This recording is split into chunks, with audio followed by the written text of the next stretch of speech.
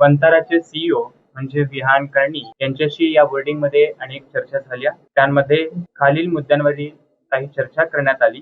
नांदणी मठ, महाराष्ट्र सरकार व वंतारा यांच्या संयुक्ताने माननीय सुप्रीम कोर्टामध्ये रिव्ह्यू पिटिशन याचिका दाखल करण्याबाबत निर्णय झाला आहे. नांदणी मठाच्या मालकीच्या जागेमध्ये वंताराने हत्तीच्या पालन पोषणाची सुविधा केंद्र उभा करण्याचे आहे असे त्यांनी मान्य केलेलं आहे. हत्तीच्या बाबतीत सुप्रीम कोर्टाचा निर्णय झाल्यानंतर हत्तीची पूर्ण मालकी जिनसेन मठाकडे मात्र राहील. देखभालीची व्यवस्था, वैद्यकीय तज्ञाची सेवाचं पथक वंतारा पुरवण्याचे आहे.